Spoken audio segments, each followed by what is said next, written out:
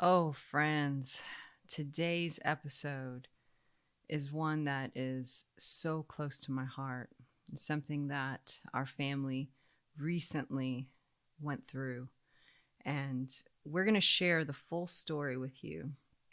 We're going to share how a mindset of faith can help you in the scariest times, as it helped us, and how anchoring into this faith will always lead you through. So let's get started on Jaiah's miracle. Hey there, Jules here, and welcome to Jules Loves Me, the podcast. My life is a surrender experiment where I choose faith over fear to follow my intuition. And it has all led me here to share wholehearted stories about what I've learned along the way. So take a nice deep breath, settle in, and remember, the light in me loves the light in you. Now let the elevation of your soul's experience begin. So as we record this, we are 3 weeks or so post family crisis. Right. Oh my goodness. Any parent that has been through an emergency situation with a child, I just want to say that we are with you. If you're going through it, if you have gone through it, we understand. And the reason why we want to share this story is because we had to face our biggest fears. Yeah, definitely. And what was so interesting about the timing was that our last episode, Me, Myself, and My Integrity, we talked specifically about fear. And what I said spoke to me in the midst of all of the fear that I was feeling. I remembered my own words from this podcast about fearing less, choosing to fear less, because in the moment you don't always feel fearless. Right. And so strong. Because you can't let your fear divide you. And you experience the same with your words helping you in the moments that we were dealing with. So I just want to give a shout out to that episode for helping me through. Yeah. If I'm going to take a screenshot of my own episode and send it to me because it was so helpful. And side note, if any of our episodes are helping you in the moment, take a screenshot. If you're on Spotify, hit share. If you're on Apple Podcasts, hit share. And I hope you do the same for this episode. So the big emergency, the big thing happened very softly. It wasn't a big wild freak accident or anything like that. It's like a slow drip. It was a slow process that was also kind of fast. Right. So the whole thing started with Jaiah, which is our youngest twin. He's 10 minutes younger than Josie. And he had just a low-grade fever. I mean, he was fine, as far as his attitude, his demeanor, attitude, everything, yeah. His demeanor, everything was fine. He was playing, he was normal. We just kind of noticed he felt a bit warmer than usual. The fever then went from low grade. We started on a Sunday afternoon, realizing that the fever was now 102. Mm-hmm. But his attitude was still great. So it was kind of confusing. Then we noticed that now he's saying that his tummy hurts.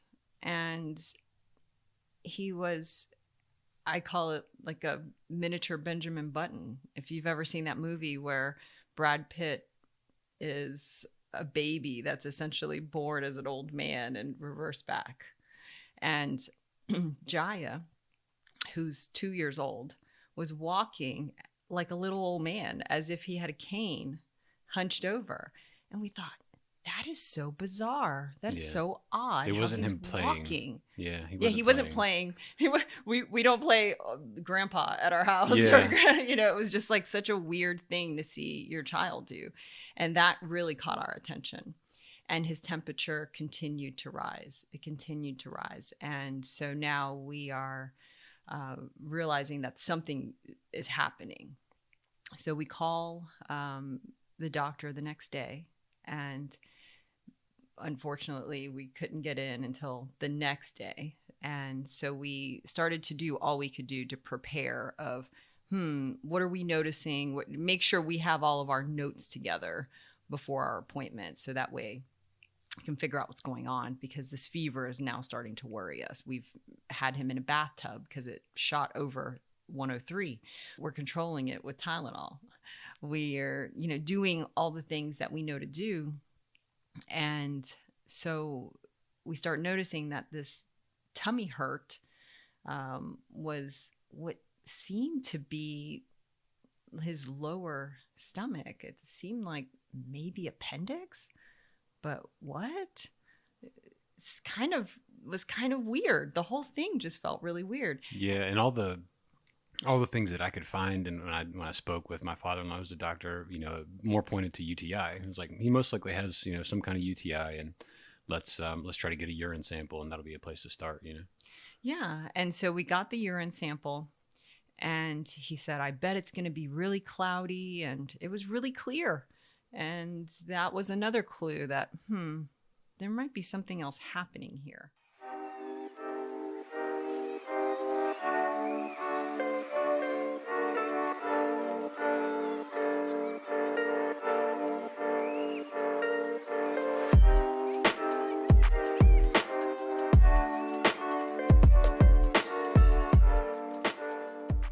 Regulating his fever and basically feeling like we have a newborn, because we're having to check on him every 2 hours while he's sleeping to make sure that his fever doesn't spike again until we get to the appointment. So that's Monday.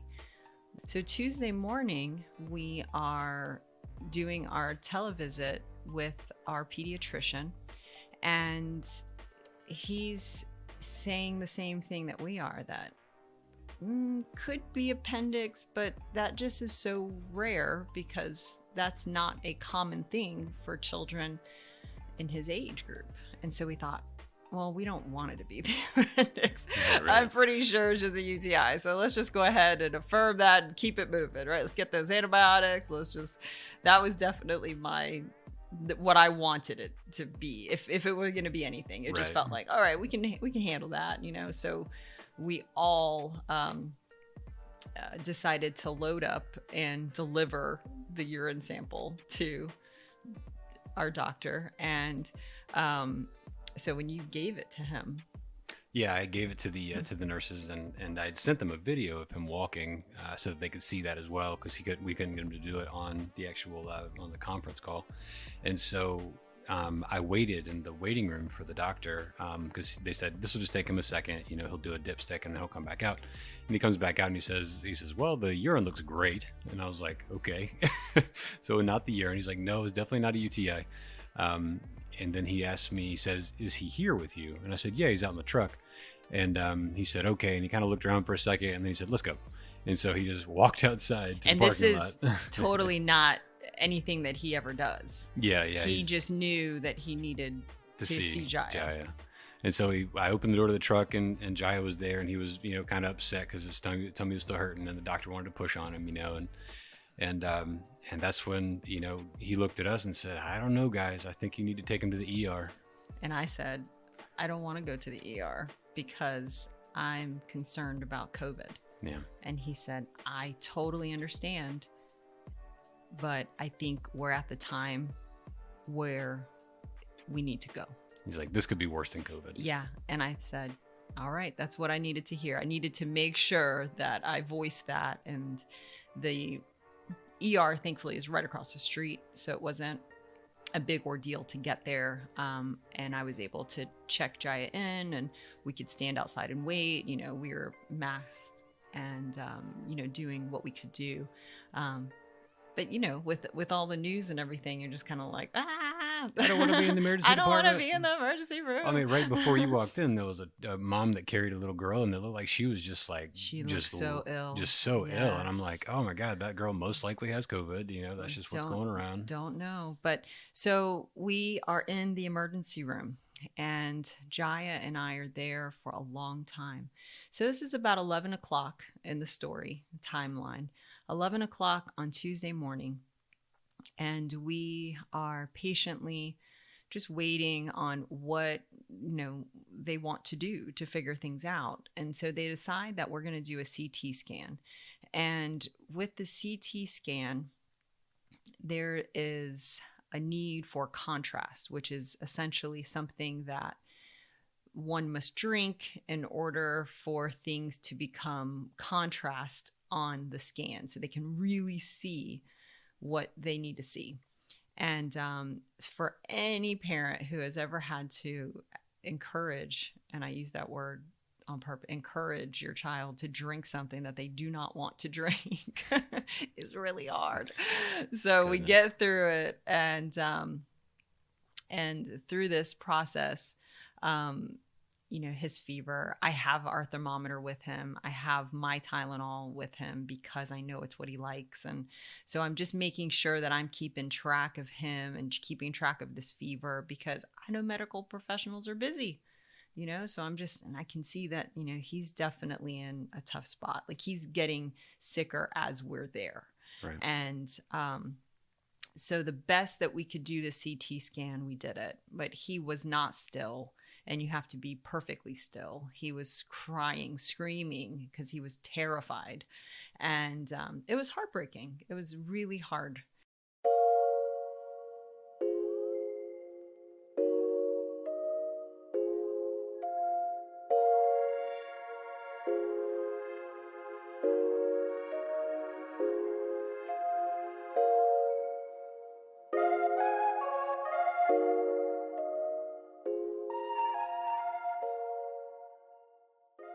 And so we get through it, and I saw them use they explained to me, we're adding the contrast now and all of that. So we're waiting for the results. So we go back to our room and we're just waiting for the results. So it's about 4 o'clock now in the story. And the doctor comes in to talk to me, and I can tell by his face that he has some news that he needs to share, that he's not sure how to share it. And so he says, we just got the results back from the scan, and what we can see is there is a huge mass in your son's abdomen, and we don't know what it is.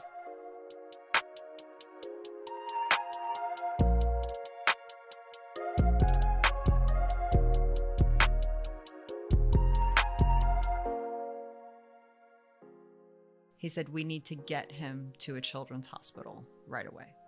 The hospital we were in is very small. We live in a small town, so. Definitely not used to dealing with a 2-year-old trying to get a CT scan. Right. So at this point, I get you on the phone and am able to get your mom on the phone so he can just explain to you what's happening, because it wasn't so much a Charlie Brown teacher, wah, wah, wah. It wasn't that. However, I didn't know how I was going to process and deliver this information at the same time. And I didn't want to leave anything out. So right. He graciously, made the call to you, and we were able to tell you guys what was going on. And I remember seeing your face on FaceTime when he said that about the mass, and your mom immediately dropped everything and ran. She just left her job and just ran to us. And the urgency was clear. Like, we need to take you in an ambulance because we need him to be first the list when he gets there. Because we were like, well, can we just take him? Can we, we have a vehicle, we can drive. And so they were like, we need to get there, and we need this urgency to be with him. And we thought, oh my gosh, what is happening? So let's just pause right there. So we're having to deal with all of these unknowns. I mean, in my mind, I'm thinking we're getting antibiotics and we're going to come home. It's not going to be a big deal. My biggest problem is going to be giving him his medicine, is what I'm thinking. I had no idea it would ever turn into a doctor giving me that type of news. And it was very triggering for me because it brought me back to that conversation I had with a doctor so many years ago about what they found on a scan in my head, right, and that tumor. And I just remember it hitting on a lot of old fears that were not helpful in the current moment. However, I was aware of it. And that's why I knew I needed like other people with me to help. And I also sent a message out to family and said, hey guys, this is what's going on our thread. And I sent out the call, if you will, for the prayer support. And the reason I want to say that and make sure that point is clear is because sometimes people don't know how they can help. And the power of prayer truly is powerful. And I could feel the love coming to us. I could feel that extra support coming to us.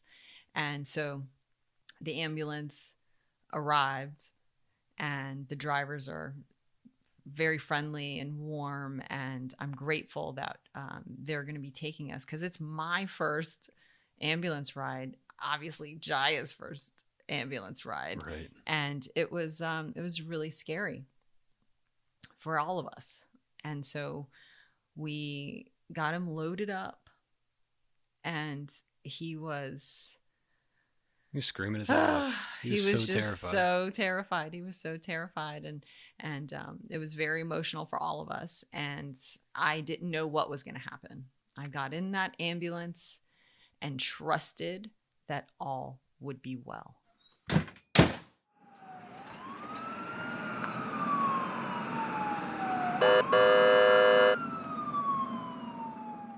And, even before you got in that ambulance, you had the clarity to know that, they thought Jaiah was in pain. They were like, he's in pain. We have to give him pain med, immediately. We're going to, try to make him more comfortable for this ambulance ride because it's going to be bumpy and it's going to be hard for him, blah, blah. And we're like, and so you guys, you're like, what are you going to give him?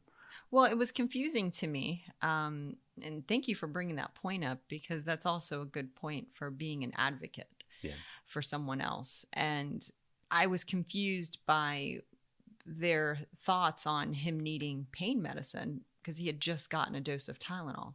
They said, well, we're just going to give him. I said, well, he just got some. And they said, yeah, we're going to give him more because he's got to be in pain. But they don't know what's wrong with him. They just, right. And I said, what exactly are you going to give him? And parents, you have a right to ask questions. Please ask questions. And so they said, morphine, which made me want to hit the ground. I was like, excuse me? Why? Because, and for any medical professional listening to this, they may know that, a low dose, it's safe for kids and blah, blah, blah, and all that kind of stuff. However, I knew none of this. And I just knew I was going straight on my gut and that didn't feel right. And I said, no, no, absolutely not. And their reasonings didn't quite make sense to me. And also, I know my child, and I knew that he would be okay. And so when we got into... You also knew that, that he had not napped all day. He had not really slept. He skipped his nap. He was coming up on his bedtime, at this point. And that he's just exhausted and he's tired of people poking and prodding him. Yeah. So it's like, right. Yeah, we also had a really tough time with the IV, and it was like horrific. And we just, there was a lot that we had gone through. And so morphine just didn't seem like the answer. It just didn't seem like the answer. Peace and quiet seemed like the answer. So, and I knew that once we got into the ambulance, we could quiet everything down. And so thankfully, that's exactly what happened. As soon as we got into the ambulance, he quieted down and went right to sleep, and he was able to sleep the whole way. And it was really interesting because the EMT let me know that, she was so happy that he did calm down because they were looking to sedate him. And I said, oh, that's interesting, because I was told it was for pain. So again, parents always make sure, not even parents, just always ask questions. You have a right to know. And if something doesn't feel right to you, it is your job to press for answers and press until you feel comfortable.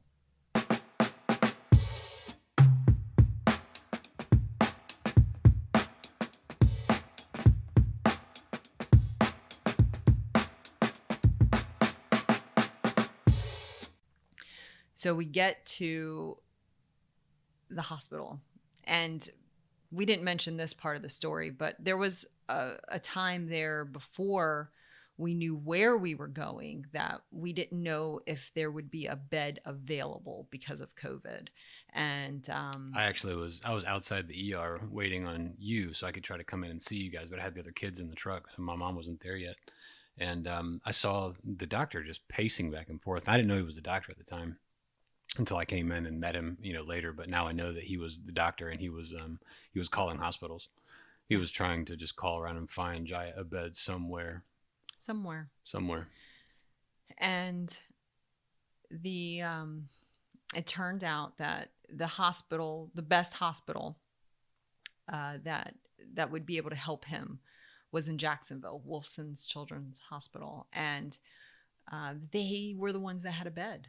So we were really grateful that we knew that we were going somewhere where he could get help. As soon as he said Jacksonville, I was like, COVID is really bad in Jacksonville. When he said COVID's really bad everywhere. I know. And so again, ding, ding, ding on the fear markers of just like, great, like you're having to deal with this. And every chance I could, again, in those moments where fear was so loud, I kept having to make the choice to fear less, fear less.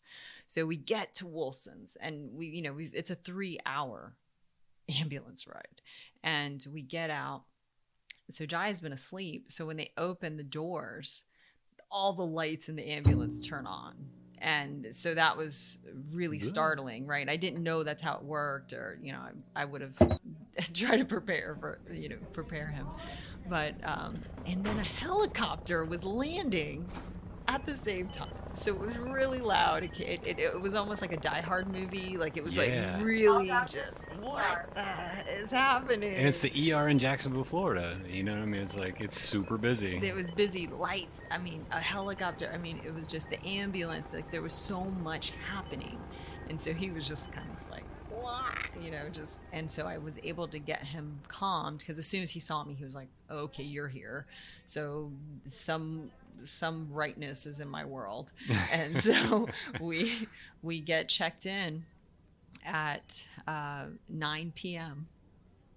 So if you're following the timeline of the story, friends, we didn't sleep well on Monday night, and then went into Tuesday thinking we were just going to pick up some meds and come back, maybe have a pizza night, who knows, right? And now I'm in Jacksonville, and I don't know what's going to happen. Getting out of an ambulance in the middle of a Die Hard movie. Right. And we get inside, and I'm starting to kind of piece together, like, whoa, what's happening? And so I'm catching up with you. And so what was going on your end is...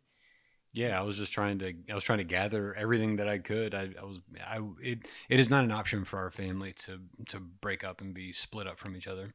We rolled deep. Yeah. If Jaiah is going to be in the hospital, then we're all going to be within, a very close distance of the hospital. I'm not going to leave anybody alone. I'm not going to leave you alone. I'm not going to leave our kids alone with somebody else. Like, everybody's just going to have to be in Jacksonville. So we got to figure that out.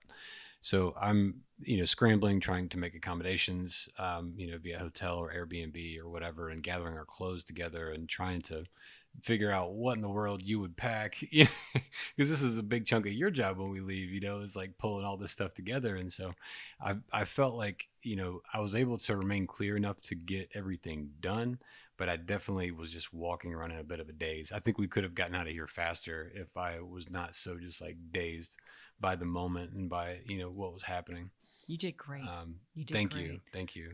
And I think really what truly saved me, because once I landed in the truck and we started driving, the kids quieted down in the back, and it was just me and Julian and Josie, and we were all just quiet.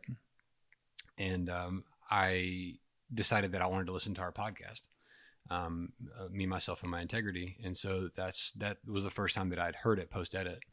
And so listening to it was definitely what got my mind in the right place at a time when my mind would have started slipping another direction. Wow.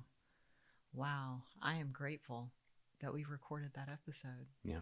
Apparently we just did it for ourselves. Just for you and me. So you guys arrive to Jacksonville. You guys get checked into a hotel while we figure out an Airbnb. And I am just waiting in the ER in Jacksonville for a bed. We're just waiting for a bed. And Jaiah's in and out of sleep. And, I'm in and out of prayer and just trying to keep myself calm and cool and collected so I can be clear-minded. That was my whole thing, is I knew that even though I would have little sleep, I just needed to keep myself clear. That was one thing I could control. In the midst of all of the uncontrollables, including not knowing what the mass is, I just what is it? What's going on in there? And so I thought, well, I can at least really lean in to my practice, and my practice being choosing love and choosing to be a good friend to myself in really hard moments. So I didn't necessarily want to be on the phone and all that kind of stuff. I just wanted to allow myself a space to just breathe and just be sweet to me, and recognize that this was a really hard, scary situation. And I didn't want to numb it. I didn't want to numb out. I just wanted to be able to almost find whatever blessing was in that moment for me, whether it was remembering something or thinking of a way that I could help Jaiah, or thinking of something that might help me in the moment, that. I just wanted to be open to that. And I feel like that helped me, because I was much calmer than you would expect one to be in that type of situation.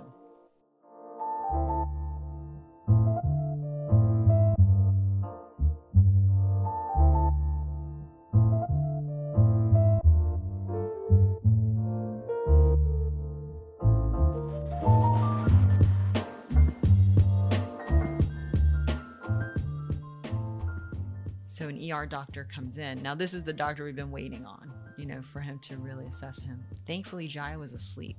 So he was able to kind of press on him and see what was going on, and without fighting or struggling, right? And so he pushed on his tummy and realized that it was tender and there was something there. And at that point, that doctor said, I think it's his appendix. I don't, the way that he's responding, the things that you've told me, I think it's his appendix. And I said, yeah, that's what our thoughts were too. And he said, well, we're definitely going to have radiology get involved, because the CT scan was terrible. We can't read it. And he showed it to me. He said, I want you to see this. And it was like a blur. He was like, you're supposed to be able to see things clearly. And I was like, I don't know what any of that is, and no, I'm not a medical professional, but I mean, you can get the idea. None of it was all. They're like, there's no contrast. There's nothing. And he said, they didn't do a contrast, and you always need to do. And I said, no, they did it. I was there. And he said, they did? He said, well, it did not show up. And I thought, what the heck happened? And I started to feel upset, thinking like, we put him through that basically for nothing, and I bet they're gonna have to redo it, right.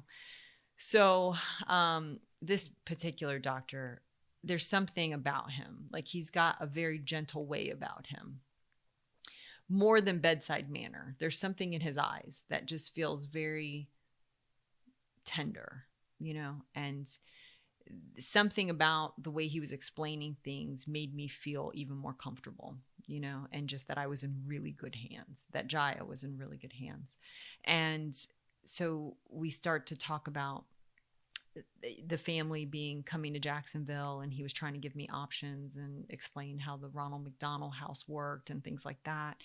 And I said, we understand that due to COVID, we can't be here at the same time. We understand that. And he said, I'm so glad that you understand that. And this was the first time that I could feel something else in his tone. And he said, because there are so many who do not understand that. And they think it's fun for us to separate families. And I thought, oh my gosh, this is really heavy on your heart. Like I could just feel that. And so he kind of looked away because I think he caught himself, of just like a moment where it pinged his own heart. And I stopped and I looked at him. I said, thank you for all that you're doing to help not only us, but also all the other children in this hospital. Thank you. And I just expressed gratitude because I just felt like there was something there, And so we go back to waiting. We're just waiting. So it's 3 more hours until we get a room. So we've been waiting in the ER for 9 hours after waiting for like 7 hours the first time around. The other ER. Before the other ER. Before the 3 hour. Before the 3 hour, right. right. So there's a lot of time that we're collecting. So we get to our room and Jaiah's okay. He's okay. He's hanging in there. However, things still are not good. Like he's really hot. We're definitely having to keep an eye on his fevers. And I'm waiting on the surgeon to come in because ER doctor, Dr. Brian, said, I'm going to have surgery get involved just in case it is his appendix. So they're already aware of what's going on. We have them on board. I just want to be prepared. The surgeon comes in and he says, the way he's looking, and at this point, Jaiah is like starting to pass out. Like it just felt, it was getting more serious by the moment. It was fast. Yeah, he was slipping. And I felt, I started to feel panicky. I remember texting you and telling you that I was struggling. I said, my heart is struggling. And it's because I couldn't tell what I was feeling. I could not decipher between if it was my intuition or if it was fear. And so sometimes that happens where you're just, and so when that happens to me, I have to make the choice of saying, I'm open to receiving guidance. Like I need something clear because I'm not clear. I'm not feeling clear. And so as I'm having this meeting with the surgeon and we're trying to figure out what's going on, this text comes in from our prayer partner, Marty, and it says, I have a message for you. Jaiah is going to be just fine. Jaiah is going to be just fine. And I know that when those messages come in from that particular person, they are very divine and they are very inspired and they're always on time. So there was a peace that came over me in that, of knowing that he wouldn't say that unless he felt that in his prayer time. And so I hung on to that. I believed it and I had faith in it. So that helped me start to bring myself back on track. You know what I'm saying? Like fear was trying to get me all confused and cloudy, and then I was able to bring it back.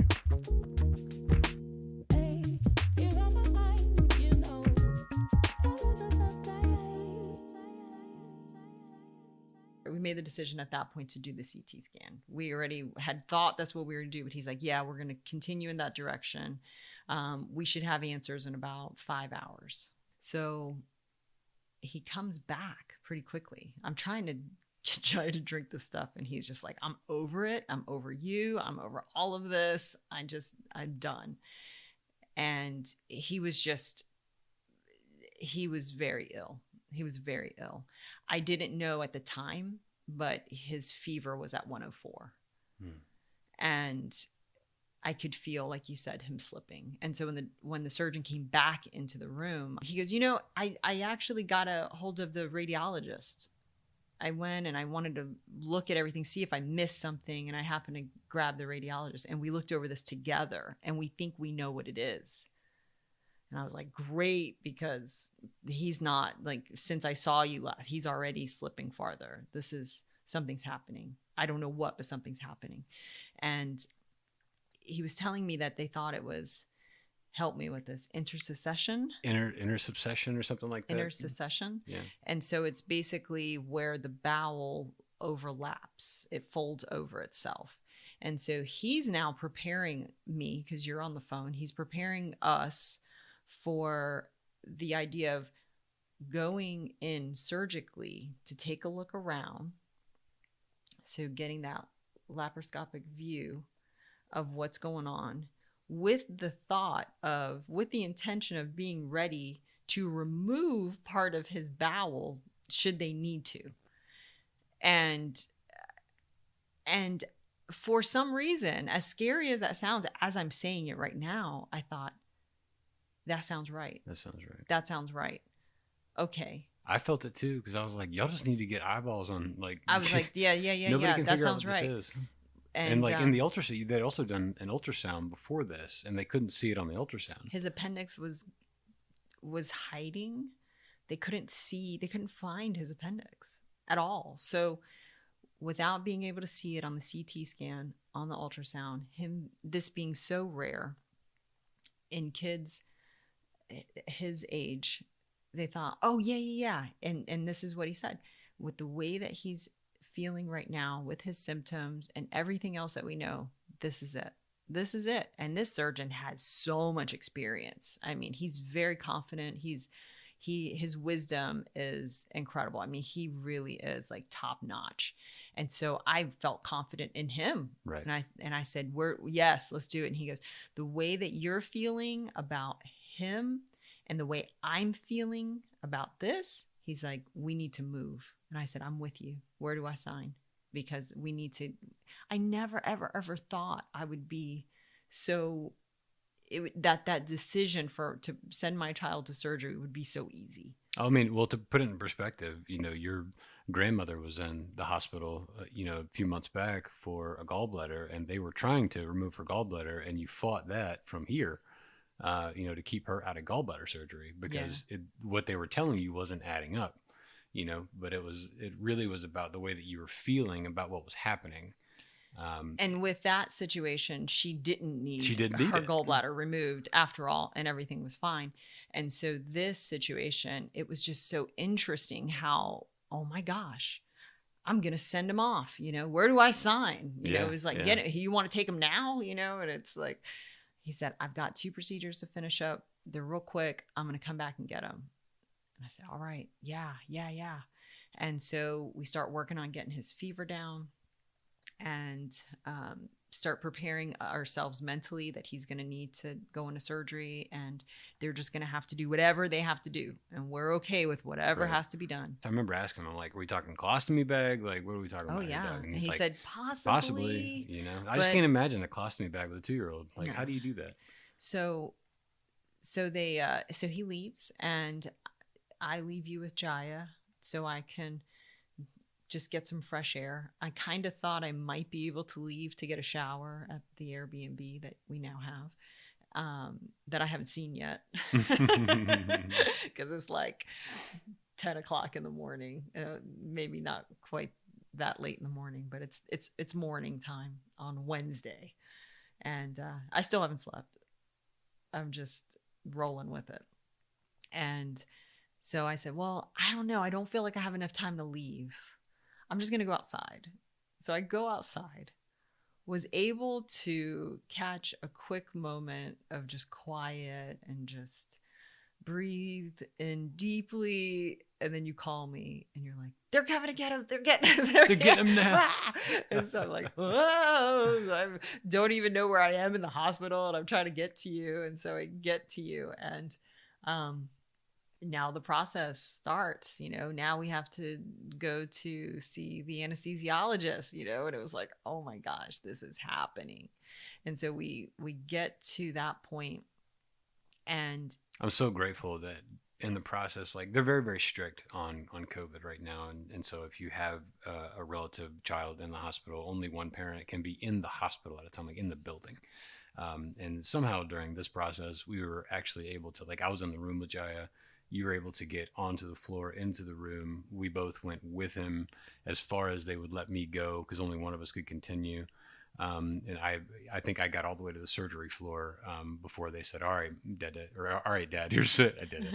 All right, Dad, here's as far as you can go, Yeah. And I was like, okay. And I hugged you guys. And the nurses helped us.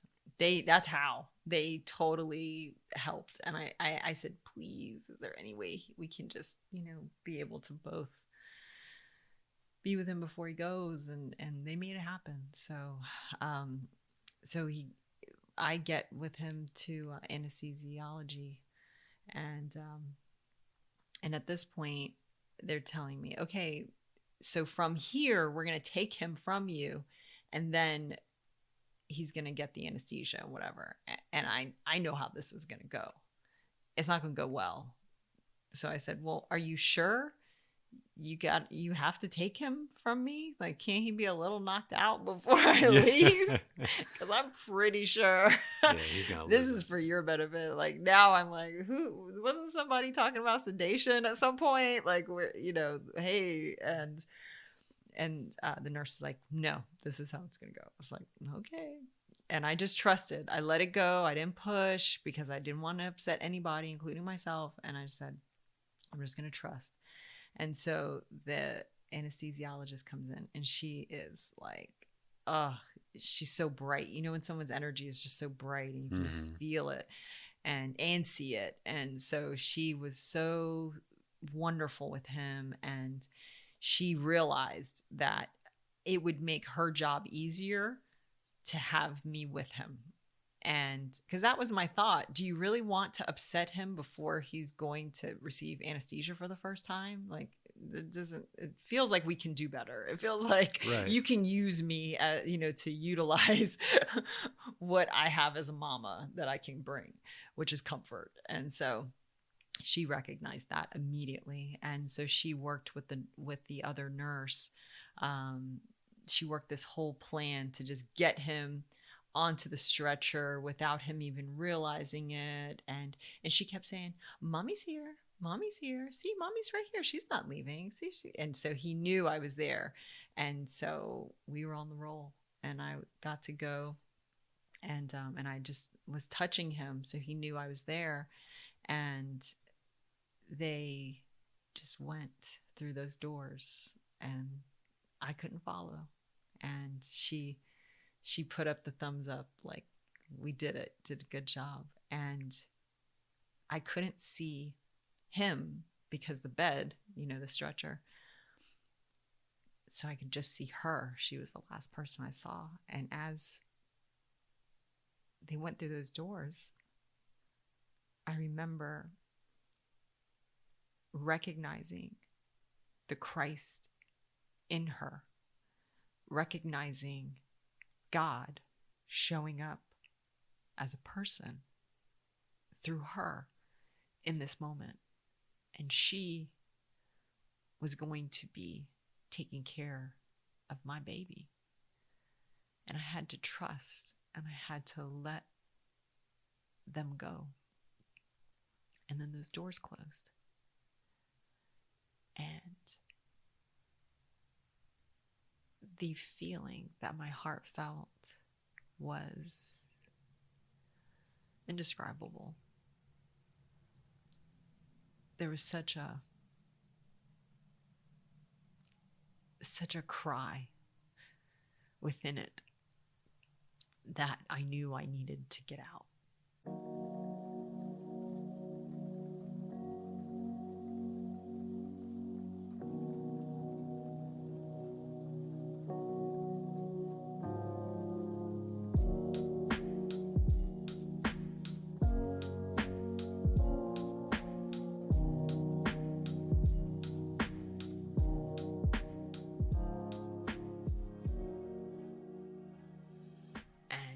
So I thought, just get back to the room. Just get back to the room. You can cry in the room. You really don't want to be crying here in your mask. Just get to the room. So I figure out how to get back to the room. And I get up there and I let myself cry. The first time, really, that I'd been crying at all throughout this whole thing. And little bits here and there, but that was like the cathartic kind of. So I allowed myself. I didn't fight it. You know, I was in our private room. You know, I'd taken off my mask and allowed myself to cry. And what's interesting about crying is that when you allow yourself to cry, because when you want to cry, your body actually is choosing that way to cleanse you of all the toxins that are in there. So all the cortisol and all the adrenaline from the fight or flight that's happening from all this scary stuff. My body knows that crying is the best thing for me to clear out. So your tears are there to purify you. They are holy water. And so I let them flow. And that whole cycle only lasts about 5 minutes. Which, I mean, think about, like, I know there's people listening who are like, when I have a boohoo snot bubble cry, it's a big one. Like, it lasts forever. It's like, it's never going to stop. That's why I don't even want to start. But the thing is like our mind, what we think about, we can make it last longer. Right. But the natural cycle of it is only about 5 minutes long. And that was true for me. And I was like, whew, all right. So I brushed my teeth and I washed my face and got myself pulled back together and went down. And we happened to run into each other in the waiting area. Mm-hmm. But we're not technically supposed to be in the building at the same time. But we're like, they don't know that we're together.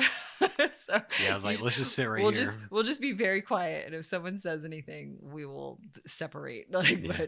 but I'm like, I really need you right now. So there's this huge waiting room. And we didn't know how they were going to find us. It's not like you're at a restaurant and you have like the thing that goes on your table that's like, hi, over here, we're table 16. That would totally make sense. Yeah, like nothing, right? So we're thinking, oh, I hope they can see me. So we just thought, oh, well, we'll sit wherever we feel like sitting. And so we sat. I didn't even pay attention to what was around me, just sat down. And I'm not kidding. Within moments of our butts hitting those chairs, all of a sudden, a door opens right next to us. And I'm like, oh, there's a door there. It was just a plain door. It was like just a plain. It wasn't like a medical door. It was like a plain white door. It was like it was just like a closet door or something. Yeah. It was, and then it opens, and the surgery assistant, who I met earlier, comes out with a huge smile on her face. Like, she came looking for it as if she knew we were there. Yeah. With this big 8x10 picture. And she's like, it was his appendix. And we were like, what? It was, yeah. Oh my gosh, it was his appendix. It ruptured. Here's a picture. He's getting everything out now because there was an abscess and that was the mass.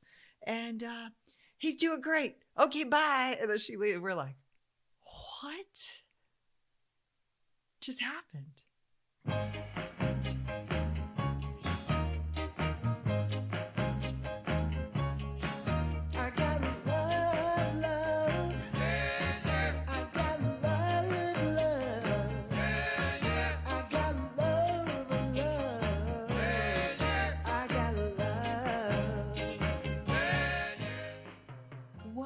Just happened.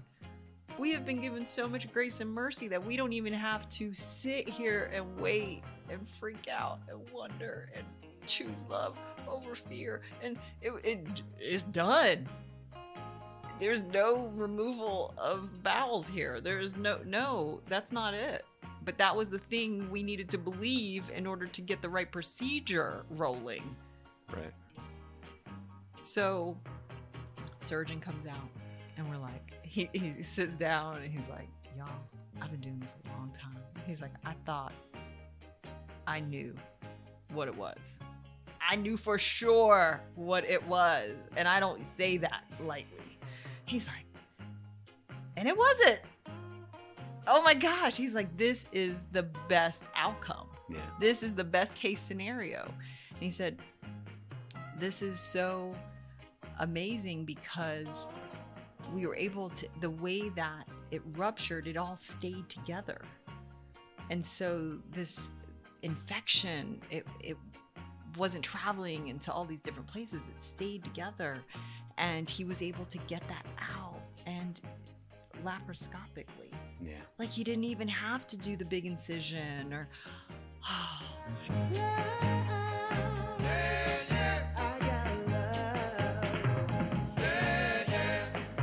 And y'all, I mean, just to put this in perspective, if you look at your pinky and you look at the top half of your pinky, that's about the size that Jai's appendix should have been. And the mass that they were seeing was his appendix, and it was like the size of an egg. yeah. The surgeon said that he felt like it was like full of rocks. Yeah. And he somehow was able to, get all that out through a very tiny little laparoscopic hole. And he also shared with us that almost 100% of the time that this is misdiagnosed in children under 3. So we can just sit here and understand how much grace and if they had known that his appendix had ruptured, if the CT scan had showed that, they would not have operated. Right. And that's because the they're other concerned thing. about the infection spreading further when they operate. But because of the way they would have treated him for weeks with an antibiotic trying to control the infection, and then they would have removed the appendix. And I'm so glad that you brought that point up, because they would have treated it for weeks. When the surgeon came out, he said, I'm so glad that we didn't waste time that we didn't have with this doing another CT scan, because we were down to the wire. We were down to the point where he was becoming toxic and he was very, very ill. So within all of that, God was right there. As always, like God's always there. That's the thing. Wherever we are, God is, and all is well, right? In this story, it was our awareness of God's presence that gave us comfort and gave us direction, because I was able to make very important decisions on very little sleep. And that in itself, divine wisdom is what I was tapping into. Trust, faith. This is why this stuff is so important. It's not for the moments of only when you need it.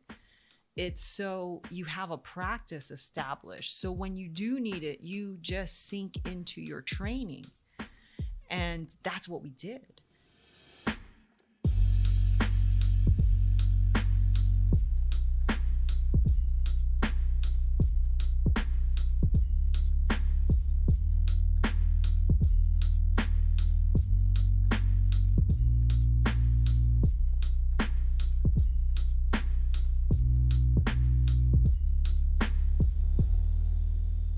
So many times when the obvious fears come up, when you a mass, anytime somebody says a mass, you're like, oh, it's cancer, so I'm like, oh, he's got a cancerous tumor in his stomach, and we're going to be, we got to stay in Jacksonville for months possibly to get this worked out. Like all these thoughts go through my mind, but I latch on to none of them.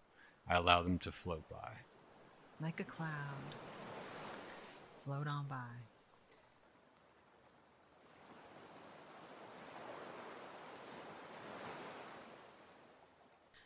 So we get through, and he now is in post-op, and he is in recovery. He comes to the room. I mean, we're just like, oh my gosh, this is amazing, right? And the doctor says, if he's right as a rose, has had no fevers, there's no problems, within 5 days post-surgery, he can go home. Typically it's 7, but he's got to be looking right at 5 days, and then I can let him go home. And we're like, okay, that's the goal. All right, overachiever parents, let's do this. We're getting out of this hospital. And so now I start leaving during a portion of the day to go see our other kids and get a shower and get a nap, because when people go through things, I'll say, how's your self-care looking right now? And I say, I know that sounds like a funny question, but it's a real question. And because every moment that you can grab is like putting fuel in a tank, so the showers not only helped because I'm leaving a hospital and I'm, cleaning myself before I see the kids, but it also gave me something back. It rejuvenated me a little bit. I'd go outside immediately with the kids and play so I could feel the sunshine on me. I could breathe fresh air that wasn't circulating through filters. I was very aware of that. I needed that stuff to just like, eating good food. I'd go and eat salads and fruit and try to fill myself up because I knew I had to do night shift. And, so all those things, I couldn't forget about it. I knew that I still had to take care of me so I could continue to take care of Jaiah. So, and it was great because you had a chance to be with him during the day. And he was definitely making some progress.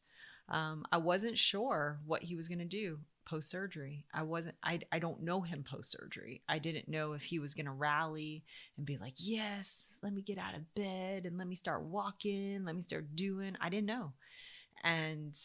But what I did know is that I have been in that position before from having surgeries.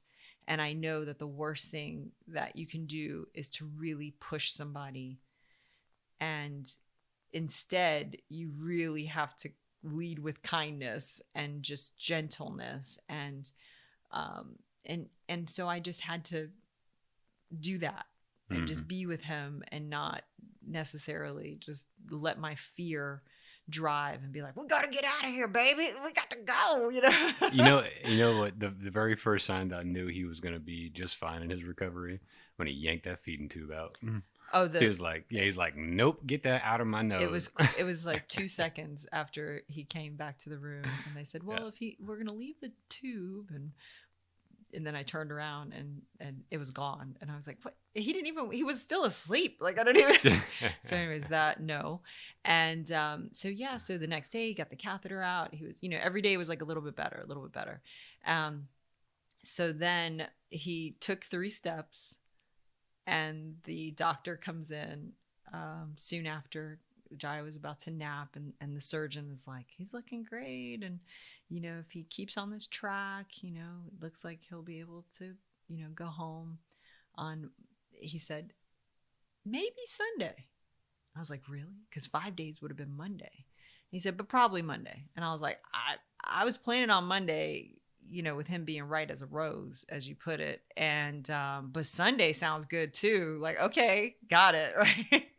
So then Jaiah goes to sleep for the rest of the day. So Jaiah's asleep from 11 o'clock until 6:30. This is 11 o'clock a.m. 6:30 a.m. the next day. Yeah. My whole shift, he was out. So this time I'm like, wow, he's really sleeping. Okay. Is this good? It felt good. Like, yeah, it seems like exactly what you should be doing. And I can see his stats, his vitals, and everything's good. He's just sleeping. Okay, great. So now it's nighttime. It's Friday night, and I have my school project that's due. By the way, I have a school project due in the middle of all this. And so I had, gotten some good self-care at the house, good time with the kids. We napped together, we ate together, we played together. It was fun, right? So I'm like, all right, Jai's still snoozing. Doesn't look like he's going to wake up. I guess I'll do some schoolwork and I'll finish my project. I wasn't going to push myself to get that done. However, it was really important to me and I saw the window, so I did it. Yay! By the way, I turned it in on time. Yay! So I get done with that, and when I'm logging onto the computer, I see open it, and when you log onto the internet, it kind of shows you these news, things of like what's going on. And so this article pops up, and it says, epicenter of the coronavirus in North Florida. And I was like, oh no.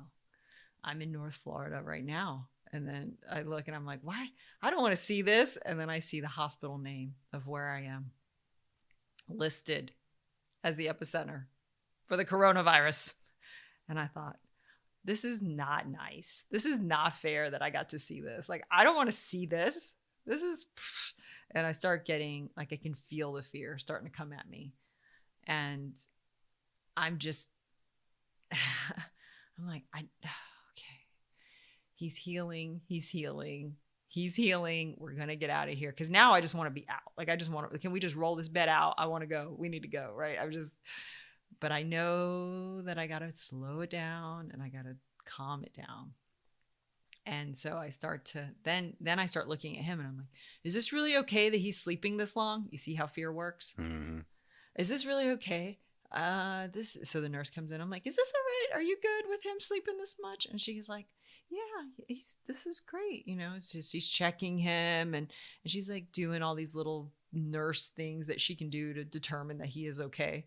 And she goes, yeah, he's fine. He's good. And I was like, yeah. He's in the healing zone. That's right. Yeah.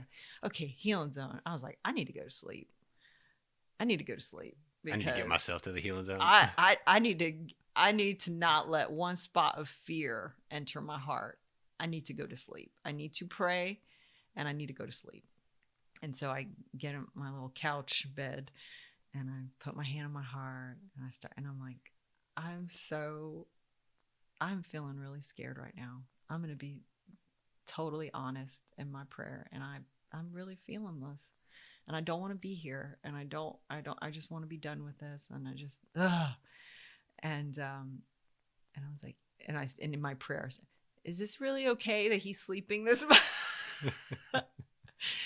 And clear as can be, I got this message and it was receive healing with gratitude. And I instantly understood to receive healing with gratitude. And what was so special about that message is in the midst of all this, we were running a program within our membership community called Next Level You. And Sunday was going to be, this is Friday night, the Sunday was going to be the last day of the course, which is heal. You go from awareness all the way through to heal.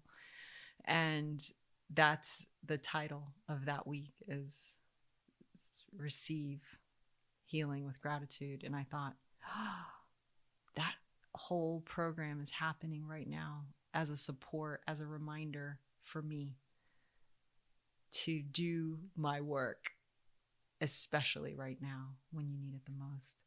And so I allowed myself to hang on to that. This is why affirmations and mantra are so helpful. I didn't let that egoic thought keep spinning in my mind of epicenter. Is he ever going to wake up? Is it, it's like, so he woke up the next morning. I went to sleep peacefully. He woke up the next morning hungry and he was great. And you could tell we were definitely getting on track and they weren't ready to give him food yet. So we went through that day and the next day he woke up, his diaper had leaked. So there was, I had to take his robe, his gown off.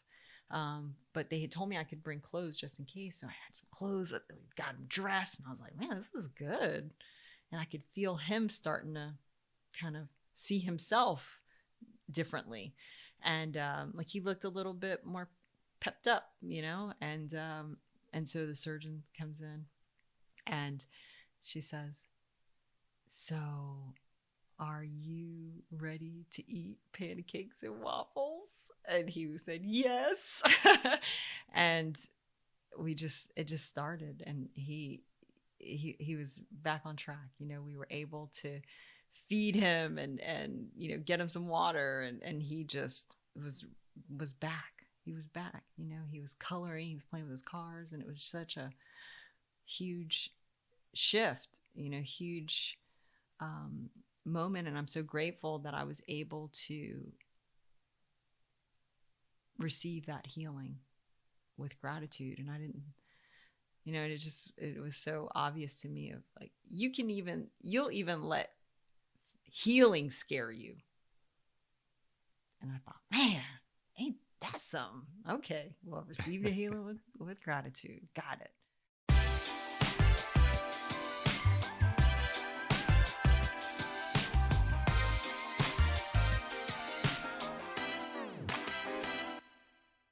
One thing that I did experience that I didn't share yet is I had a really important conversation with a doctor. And what happened while he was sleeping, this was not the night that he slept straight, it was the next night. He was sleeping again deeply. The nurse asked me, she said, "Is his heart rate always low?" And I said, "What's low?" And she said, "Well, it's in the 80s right now." And I was like, I'm not sure. I think that sounds right. And so she looked, she said, yeah, that's about his normal. Okay. And then I started, the machine starts beeping. And I'm like, what's happening? And I start realizing his heart rate's really low. And it's in the 60s. And then it's going to the 50s. And I'm like, oh my God, my child is dying. Like, oh my God. Somebody save my baby. Somebody save my baby. I'm like shaking him, Jaiah. And so his heart rate starts to go back up and then goes back down. And it's so low. It's like dipping low. I'm sending pictures to you. I'm like, what? And the nurse comes in. She's like, no, he's okay. And I'm like, no, the other nurse said that 80 was low. This is half of that. This has got to be really low, right? So we keep going. And they're like, how about if we call someone from surgery to come talk to you? And I was like, that would be great. Like, I need somebody to talk to. I'm sure everything's fine. However, I now need someone to talk to me so I can sleep. And they saw the crazy look in my eye, and that was fine. I didn't have to hide it. So they called up for someone to come talk to me. And it was amazing because it was Dr. Brian from the ER that came back. And so when he came back, he said, hey, it's still me. And I was like, hey, it's still us. And so we got to talk about Jaiah. And what I learned is that kids, when they're sleeping really soundly, their heart rate can dip like that really low. And I was like, oh, so my child's basically a hibernating bear. Okay, I didn't know that. Good to know. Yeah, he was getting that REM sleep. I was like, I don't normally have him hooked up to all these, monitors and devices at home. So this is news to me. Okay. And then, so it was very sweet, like no big deal. Nothing's wrong. However, it created space for Dr. Brian and I to talk. And it was unexpected. All of a sudden, we were in a conversation about the coronavirus and the hospital and how it was taking its toll on him and how he was having a really hard time showing up to do his job because there was just so much work. There were so many people that were sick that didn't need to be sick, and how the night before wasn't able to resuscitate somebody who lost their life to COVID because their parents didn't believe in the vaccine, and how that was weighing on his heart, and how he was, just the human experience of it. And I listened, and I asked him, I said, what can I do as one person to help you? There's one thing I can do as one person to help you to restore a little bit of your hope in the world. What would it be? And he said, share your experience. If you have a positive experience, share it. And that will help. So if you had a positive experience with getting vaccinated, share that, which I did. Everybody in my family, in my circle, had great experiences with receiving the vaccine. So in my personal experience, I don't have fear around that. There hasn't been anything negative in my scope. So I can share that and feel good about sharing that. I also mask all the time. And we talked about that. We talked about how if you don't feel comfortable getting the vaccine because of your own reasons, then the other option you have is to mask and be vigilant in masking, because that's something we know can help these overwhelmed hospitals and these people from not being able to help us. You know, these medical professionals are doing the best they can, but they're literally running out of beds. Don't forget, in the beginning of the story, we didn't even know if we could get Jaiah in. We didn't even know if we could get him in to a hospital. And he didn't have the time to wait. And he didn't have the time to wait. So my way that I am helping is to share this message right here, right now. If you feel like, I feel like I maybe should go check out something on the vaccine, do it, follow that, investigate it, think about your beliefs if you're scared on it, but allow yourself some time with it to think about what it is you really think and feel about it, not what has been handed over to you to think and feel about it.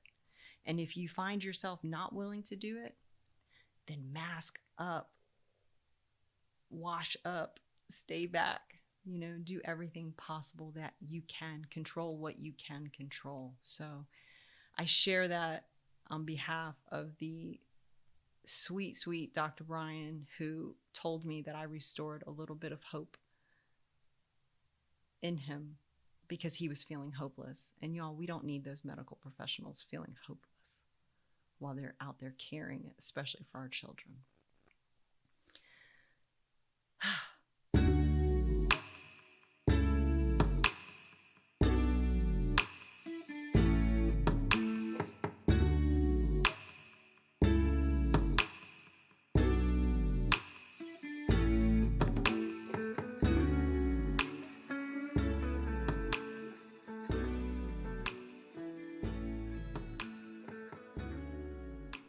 So to sum up this whole experience, and the reason why we want to share it on this podcast, is that number one, any emergency that happens in your life, any crazy thing that comes along that turns upside down what you think is normal and gives you something new to deal with, do not use that as an opportunity to abandon your faith.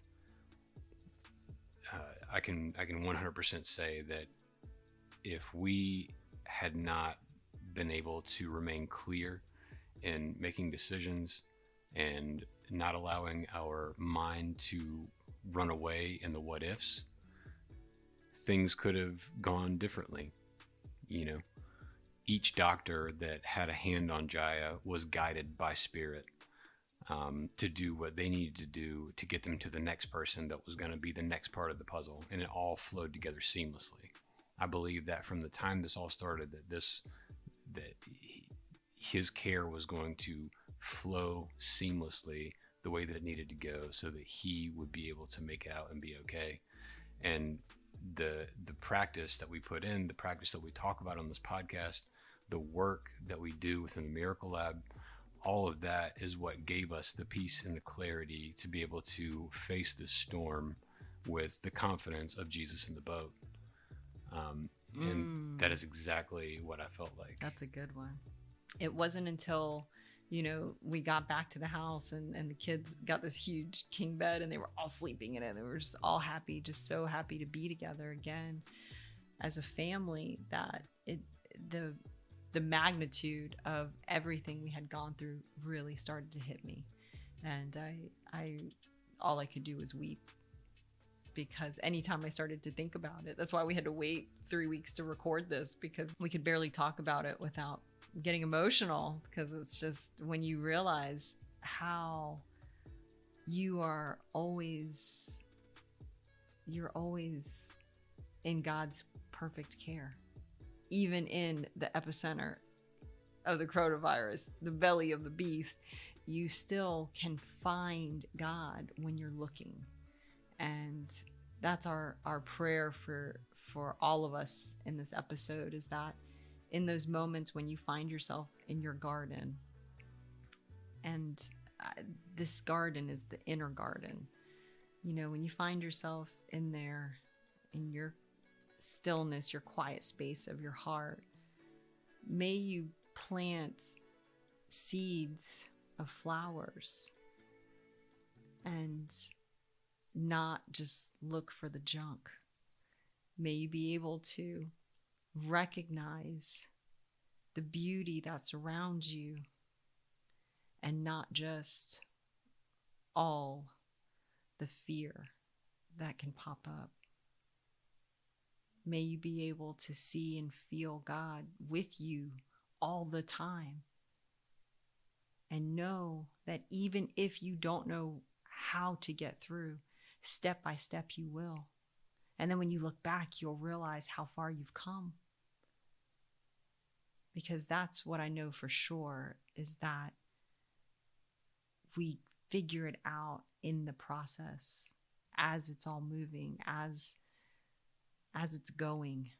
We don't get the instructions beforehand, and then we get to calmly know exactly how this is gonna play out. No, it's far more miraculous. And our faith throughout it is what is fueling it to continuously move in the direction of our favor. And we share this story because we know how dark the world can feel. And we hope and we pray that the story of Jaiah's miracle can help to spark your faith, or maybe help it burn even brighter in our world. So let's all take that in.